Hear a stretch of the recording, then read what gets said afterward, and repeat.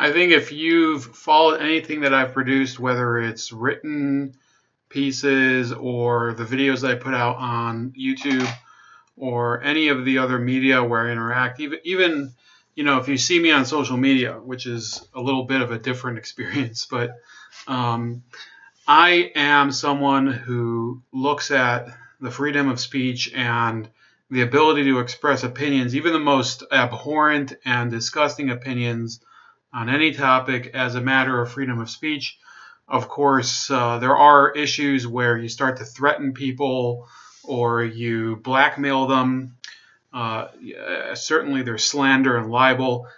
But when you're talking about whether people should be able to express bigoted views on certain people, I don't think people should necessarily be sanctioned by law. So when it comes to anti-Semitism in the Labour Party, some people would ask, you're such a freedom of speech absolutist. Why would you criticize someone for expressing an unpopular opinion or maybe an opinion that is against political correctness? And I'll answer it this way, okay? So I think people should be allowed to say even some disgusting things or associate with awful people. That's what Jeremy Corbyn does, and I think that he is basically a horrible person. But I don't think it's necessarily because of the anti-Semitism. I think it's because he's a deluded person. He sees himself as somebody who will implement a system that will solve everyone's problems. And yeah, as a leader, you certainly, you have a right to have confidence in your own abilities and believe in a system, but he's never showed any ability to execute anything in his entire life. So yeah, I mean, people say the same thing about Donald Trump, and he gets criticized, sometimes justifiably so, about it. But the reality is that Donald Trump comes from a world of pragmatism. When you work in business, even if you are not necessarily the greatest guy, you have to figure out how to get along with people who, maybe aren't natural buddies of yours. It's just a fact of life. Jeremy Corbyn spent his entire career as a backbencher in the British Parliament. Those of you that don't know the terminology, backbencher is just somebody who is elected usually to a legislature, in this case the Parliament of England, the House of Commons, and they never get a leadership position because typically they simply don't have views that are in step with the leadership. And in many ways, this was to the benefit of Corbyn because he was a staunch opponent of the Iraq War, and he was also somebody who opposed the neoliberal trend in Labour, the New Labour movement, as it was called in the 90s under Tony Blair, that alienated a lot of the movement from the working class heartland of the movement, which is I believe it's in the northeast of England. So I do have to say, though, that after reading this book a few months ago, this is called The Left Jewish Problem by Dave Rich, I am impressed that the Labour Party is infected by a strain of both anti-Israel and anti-Zionist activism and actual classic anti-Semitism. Meaning, so usually I don't say anti-Semitism. I prefer to refer to it as anti-Judaism or anti-Jewish sentiment. So it doesn't matter, just assume that I'm meaning the same thing when I'm talking about those two. Anti-Zionism is a little more specific towards the state of Israel, although certainly there's ways that those lines get blurred. But the obsession with the state of Israel within the Labour Party, the plain, they just resort to a lot of the same statements all the time about Jews, not just about the not just about the state of Israel.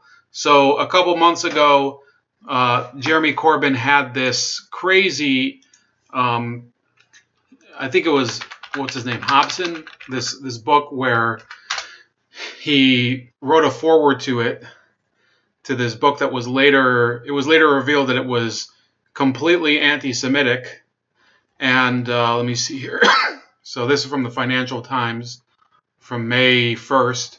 So it says Corbyn under fire for over forward an anti-Semitic book. Sorry, but this will probably disappear in a second because there's a paywall here.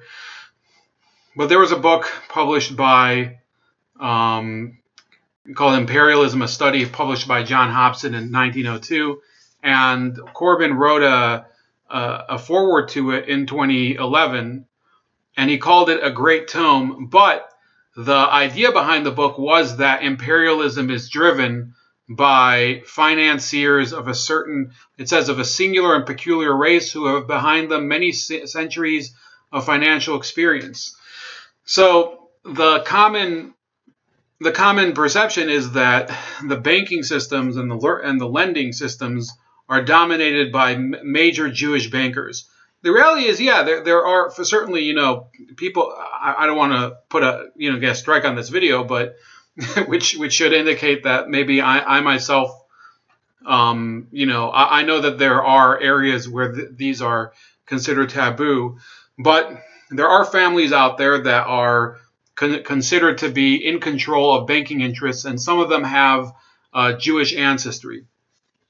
But you'd have to take into account the fact that much of the world banking system is in Asia, where there are no Jews, or at least most of the banks are composed of Chinese or Indian or Indonesian investors, and then you go to some countries like Australia or in South America. It just, look, I would say this current iteration of the labor anti-Semitism movement is probably one of the, we're reaching the end of the line for Corbyn because people are getting impatient with him. And I don't think it necessarily has to do with anti-Semitism. It has to do with the fact that he has straddled the line on Brexit, and he's essentially he wants to avoid any topic besides Brexit. Yesterday, I saw an ad of his where he was talking about transit services in English towns. How there's not enough buses, and you need buses and trams over there. And I was thinking, he's really trying to make it seem like he's interested in every topic besides two. The first and foremost, which he never wants to talk about, is Brexit. Because the fact is that he has no answer that would unite his party on Brexit. And then the second topic are these accusations of anti-Semitism, because there's simply too much evidence of members of his party that have said or done things that are just, they just violate the actual rules that are written down within both the Labour Party and in some cases, some of these speech codes that they have over there. And those are speech codes that I want people to understand. The Labour Party has enforced essentially this culture of political correctness across the UK regarding minorities, regarding religion. They believe that the Tories, the Conservatives, are inherently Islamophobic, which, I don't really read that much about that. But let's assume that there's merit to both accusations. Which I don't look. The point of the matter is that the Labour Party endorsed speech policing throughout its entire, not just under Corbyn, by the way, not to blame him for everything, but yeah, under Blair, under Gordon Brown, under Ed Miliband, under all of the past leaders of the party. They've basically made it seem as if they're more concerned with, just telling people what to say about who than they are about solving people's problems. So Corbyn has been accused. So a formal investigation has been launched into Labour Party anti-Semitism. This is from the European Court of it's the Equality and Human Rights Commission has said it has launched a formal probe into whether the Labour Party unlawfully discriminated against harassed or victimized people because they are Jewish. The ongoing issue has dogged the Labour Party for months, with leader Jeremy Corbyn accused of failing to tackle the problem adequately.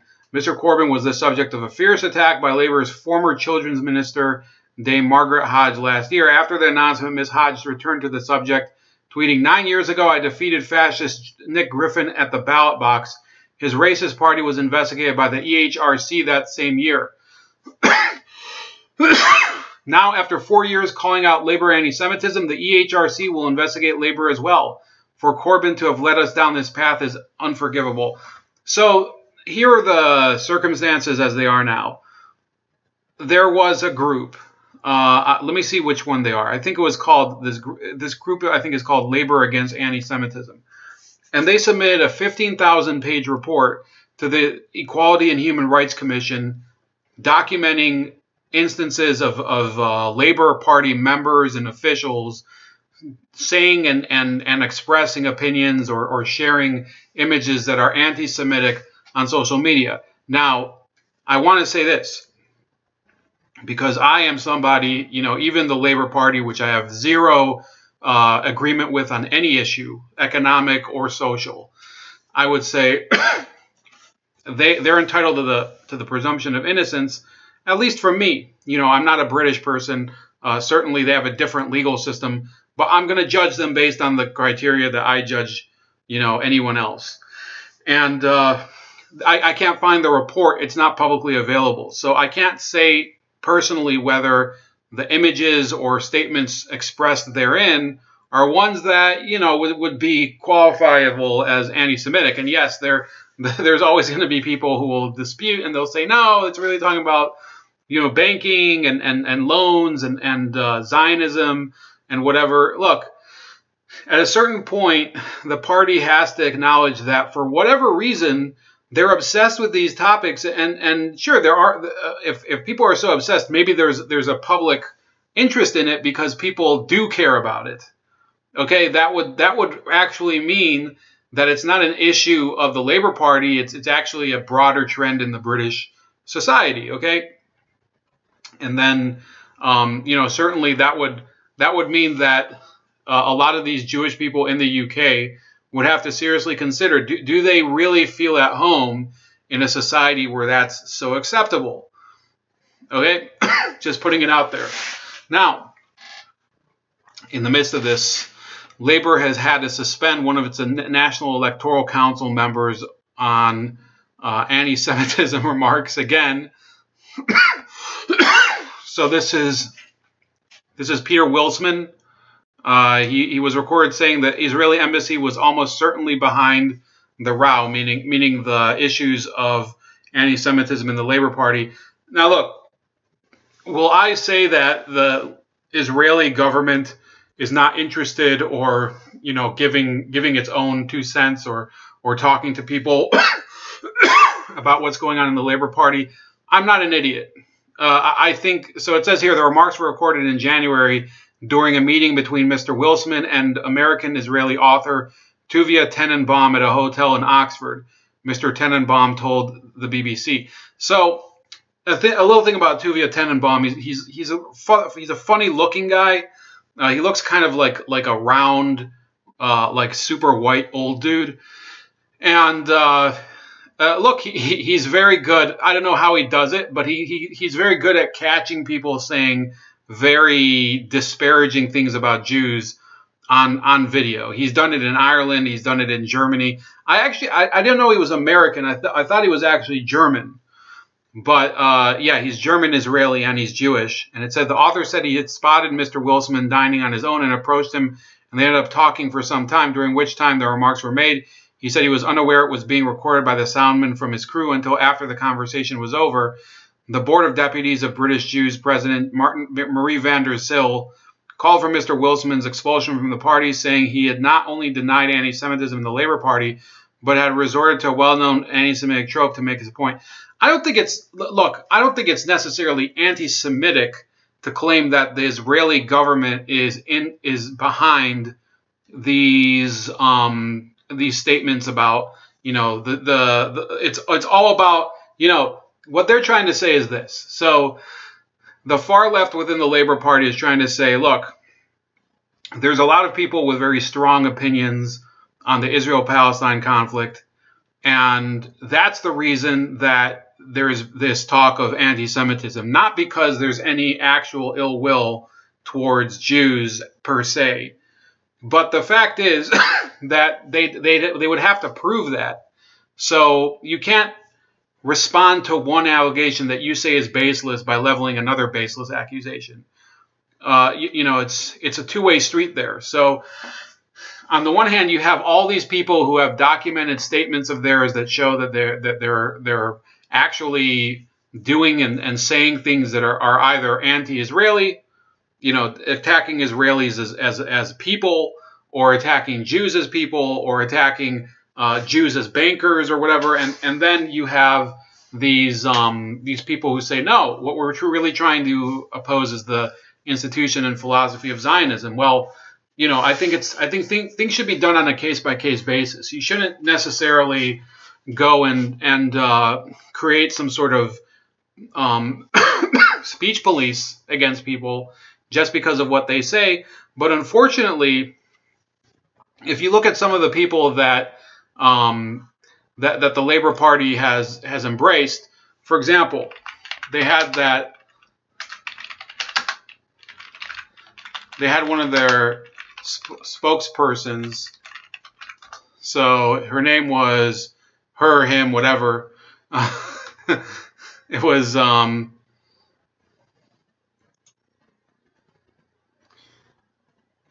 name was, I forget. Let me see here.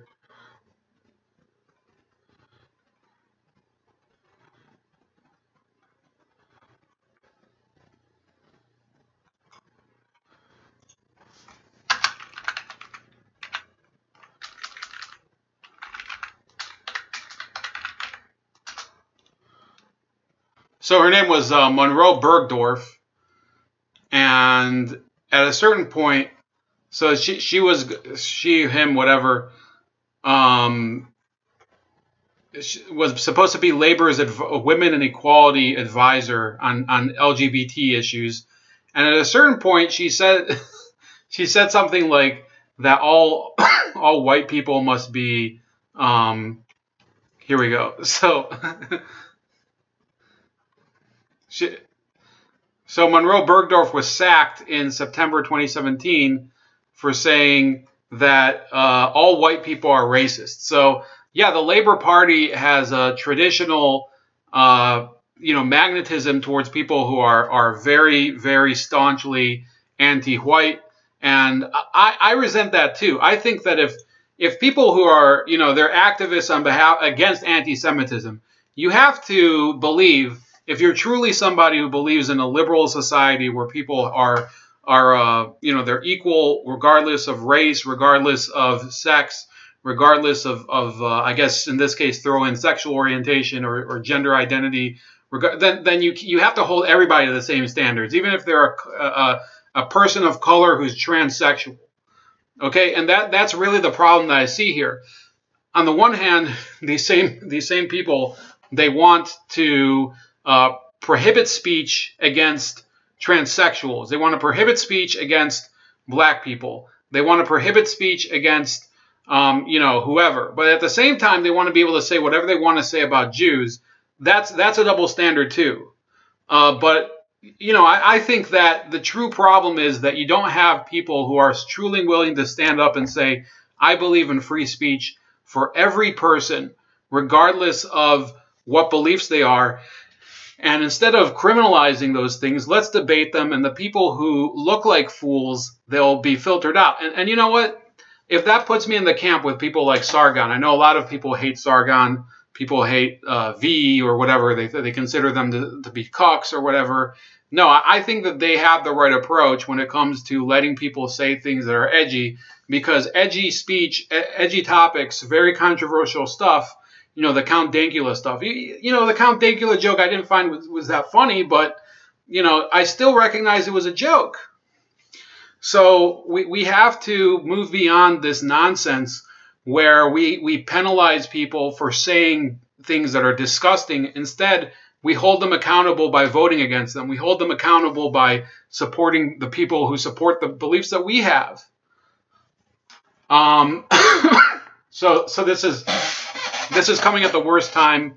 We're going to wrap up soon, but Lisa Forbes, who happens to be the candidate for the one open seat in Parliament in the House of Commons, she's also apologizing over online posts where she said that Theresa May had a Zionist slave master's agenda.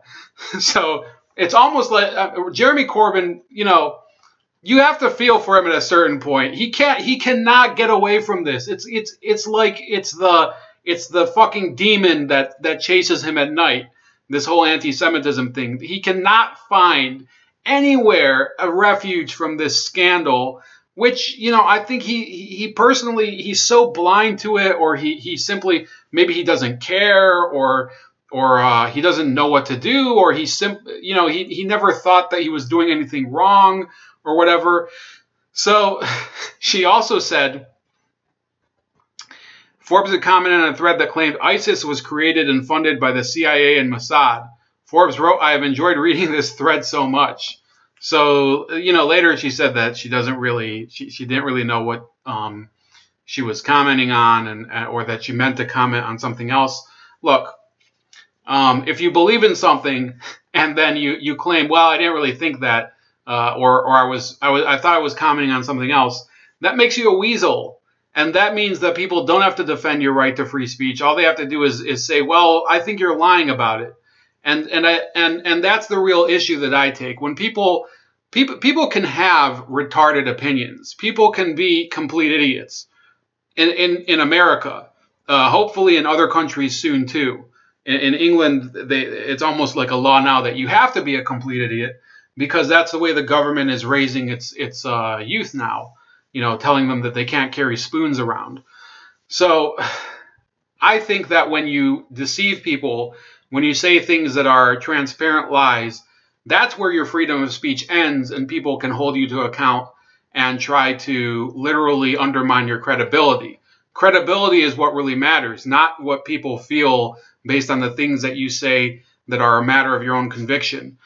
And this is coming obviously at the worst time, because according to not just Breitbart, but The Guardian, the Brexit Party is topping the Westminster polls, meaning that if there was an election to the British Parliament, it's possible, based on the polling, that the Brexit Party would win the highest share of votes. Now, again, that doesn't really matter, because in the UK they use the first past the post system, which is, you know, it's not exactly conducive to showing, you know, the proportional will of the people. But it means that the Brexit Party could enter the Parliament if there was a general election with you know, a fairly nice share, you know, chunk of seats. Obviously, they would have to be strategic about where they fielded candidates or where they campaigned the hardest. But let's say 4 years ago, this would have been unthinkable. 3 years ago, you know, Farage led the Leave EU movement, and they won the Brexit vote to everybody's surprise. But then his UKIP party, this was before Brexit, they sort of fell by the wayside, and Farage had stepped aside, and all these other clowns had taken over, Paul Nuttall and somebody else before him.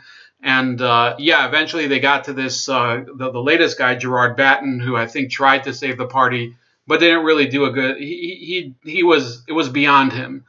The Brexit Party has come back, and it has cemented him as a thought leader in the United Kingdom, sort of as the anti-Jeremy Corbyn, because there is no Tory leader who is the anti-Jeremy Corbyn. They all seem to be really these these wobbly losers.